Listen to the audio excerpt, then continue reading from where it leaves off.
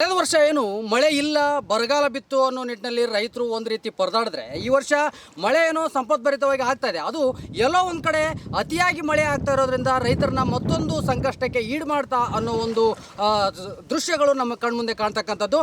ಇಲ್ಲಿ ನಾನಿವತ್ತು ಕರ್ಜಗಿ ಸಮೀಪ ಇರ್ತಕ್ಕಂತಹ ಒಂದು ಟೊಮೆಟೊ ಬೆಳೀತಕ್ಕಂಥ ರೈತರ ಹೊಲದಲ್ಲಿದ್ದೀನಿ. ಇಲ್ಲಿ ನಾನು ನಿಮ್ಗೆ ತೋರಿಸ್ತಾ ಹೋಗ್ತೀನಿ. ಇದು ಯಾವುದೋ ನಿಮಗೆ ಏನು ಹೇಗೆ ಕಾಣಿಸ್ತಾ ಇದೆ ಅಂತಂದರೆ, ಇದು ನೀರಿನಲ್ಲಿ ಬೆಳೀತಕ್ಕಂಥ ಬೆಳೆನ ಅನ್ಬೇಕು ನೀವು, ಆ ರೀತಿ ಕಾಣಿಸ್ತಾ ಇದೆ. ಆದರೆ ಇದು ನೀರಿನಲ್ಲಿ ಬೆಳೀತಕ್ಕಂಥದ್ದಲ್ಲ. ನೀರು ಆ ಮಟ್ಟಕ್ಕೆ ಹೊಲವನ್ನು, ಜಮೀನನ್ನು ಆವರಿಸ್ಕೊಂಡಿರ್ತಕ್ಕಂಥದ್ದು. ಏನು ನಿಮ್ಗೆ ಅಲ್ಲಿ ಬಾರ್ಡ್ರಲ್ಲಿ ಒಂದು ಬಟ್ಟೆ ಕಟ್ಟಿರ್ತಕ್ಕಂಥ ಒಂದು ಇದು ದೃಶ್ಯ ಕಾಣಿಸ್ತಾ ಇದೆಯೋ, ಅಲ್ಲಿವರೆಗೂ ಕೂಡ ಈ ಟೊಮೆಟೊ ಬೆಳೆಯನ್ನು ಬೆಳೆದಿರ್ತಕ್ಕಂಥ ರೈತರು ಅದರ ಆಚೆಗೂ ಇದೆ.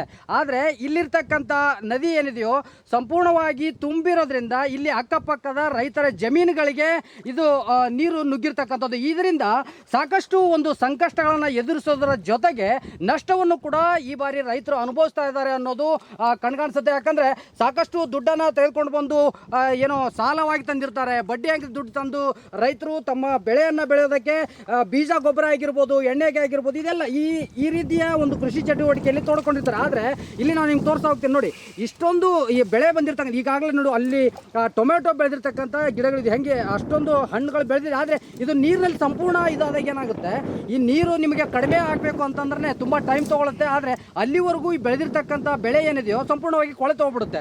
ಇದು ರೈತನಿಗೆ ತುಂಬಾ ನಷ್ಟವನ್ನು ಉಂಟು ಮಾಡುತ್ತೆ. ಇಲ್ಲಿ ನೋಡಿ, ಅವ್ರು ರೈತರು ತೋರಿಸ್ತಾ ಇದ್ದಾರೆ, ಅಷ್ಟೊಂದು ಈಗಾಗಲೇ ದೊಡ್ಡ ದೊಡ್ಡ ಕಾಯಿಗಳಾಗಿದೆ, ಹಣ್ಣುಗಳಾಗಿದೆ.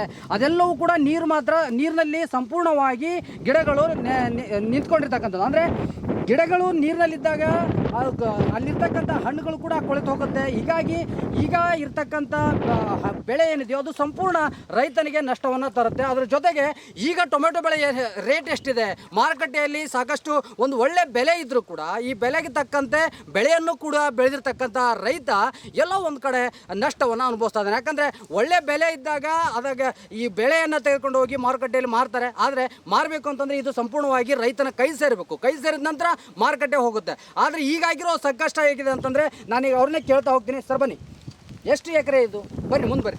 ಇದು 4 ಎಕರೆ ಸರ್. 4 ಎಕರೆ. ಎಷ್ಟು ದಿನ ಆಯ್ತು ಈಗ ಮಳೆ ಹೋಗ್ತು? ಮಳೆ ಹೋಗ್ತು 4 ದಿನ.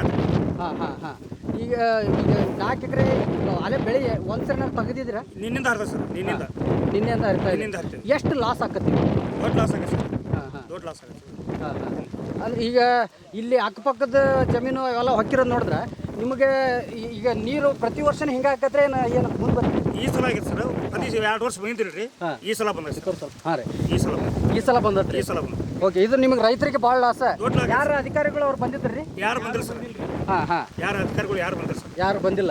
ಈಗ ನಿಮ್ಗೆ ಎಷ್ಟು ಖರ್ಚು ಮಾಡಿದ್ರಿ? 1 ಎಕರೆಗೆ 5 ಲಕ್ಷ ರೂಪಾಯಿ ಖರ್ಚಾಗಿದೆ ಸರ್.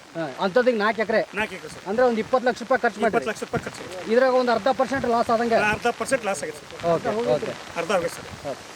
ಇದೆಷ್ಟು ಅಂದರೆ ರೈತರು ಈಗಾಗಲೇ 20 ಲಕ್ಷವನ್ನು ಖರ್ಚು ಮಾಡಿದ್ದಾರೆ. ನಾವು 1 ಎಕರೆಗೆ 5 ಲಕ್ಷ ರೂಪಾಯಿ ಅಂತಂದರೆ 4 ಎಕರೆ 4-5 20 ಲಕ್ಷವನ್ನು ಖರ್ಚು ಮಾಡಿದ್ರು ಕೂಡ ಈಗ ಬಂದಿರತಕ್ಕಂಥ ಬೆಳೆ ಸಂಪೂರ್ಣವಾಗಿ ನೀರಿನಲ್ಲಿ ಒಂದು ಜಲಾವೃತ ಆಗಿರ್ತಕ್ಕಂಥದ್ದು. ಇದು ಎಲ್ಲೋ ಒಂದು ಕಡೆ ರೈತನನ್ನು ಸಂಕಷ್ಟಕ್ಕೆ ಸಿಲುಕಿಸಿದೆ.